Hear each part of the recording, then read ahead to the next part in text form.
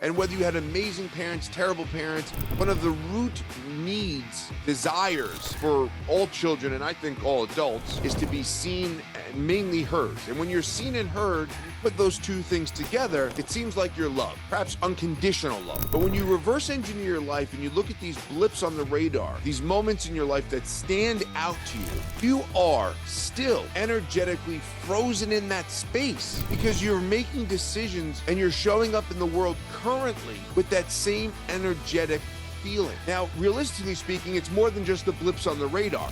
It's every single moment of your life, every single interaction, every single decision, every single choice. They are all small, micro blips. Now, you have the bigger ones that really stand out, good, bad, or indifferent, but they all contribute to who you are now. And here we go. Hello, and welcome to the Vinny Brusco Show podcast, a solo episode. Hope you're doing well. Wherever you're getting this podcast, do me a favor, subscribe, rate, and review the podcast. Of course, leave your comments over on YouTube and spread the word, tell a friend. As always, it is greatly, greatly, greatly appreciated. So I just finished up a 6-week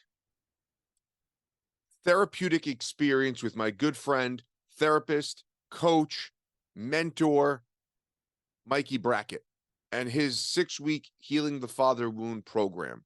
Myself and one other gentleman, very intimate experience.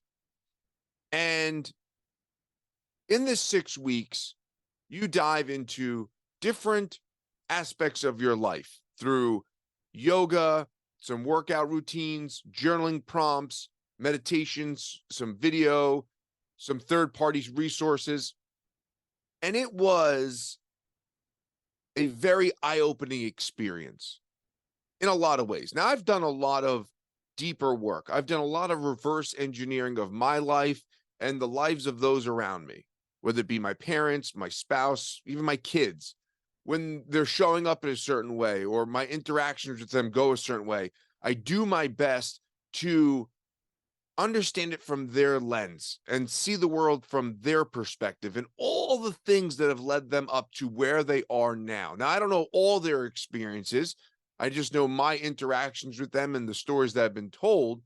But for the most part, I do my best to show up in a way where it's empathetic. One of the major lessons that I got from this 6-week program of Healing the Father Wound, that's the program's title, but it really is it's shadow work, which, again, in the therapy, self-help, coaching world, the word shadow work and trigger and wound, these words get like thrown around. I'm not a big fan of them, so to speak, but it is essentially shadow work. And it's Jungian based. It's all rooted in Jungian psychology. And one of the major takeaways that I had from this experience was there is, and again, I've experienced this and known this, but it's a different framework when you write it down or you interact with it in a different way. There is a version of you that is energetically stuck in the past. There's a version of you that is making current decisions based off of interactions from the past, and whether that be with interactions with your parents or anybody. Now, you can go on to say that every single moment of your life spirals off into a new possible reality. Some Doctor Strange shit, right? Alternate universes. But when you look back on your life and you do the journaling prompts and you do the meditation and you do some of the work that Mikey has you do through this program, you realize that there are these blips on the radar that's your life.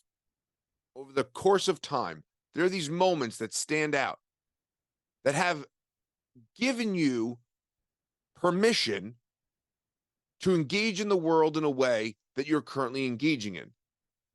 Many times in those moments, now you could go back to childhood, if you're going down the real deep psychological aspect of it, which I think most of it does root back to childhood.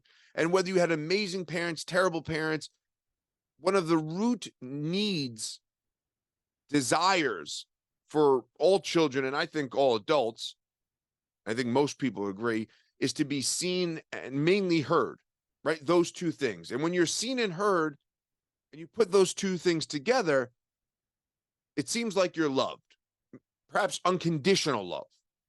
But when you reverse engineer your life and you look at these blips on the radar, these moments in your life that stand out to you, you are still energetically frozen in that space because you're making decisions and you're showing up in the world currently with that same energetic feeling.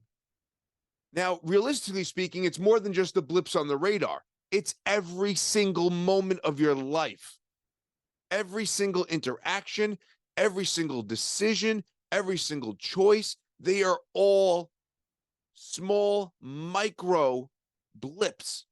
Now you have the bigger ones that really stand out, good, bad, or indifferent, but they all contribute to who you are now.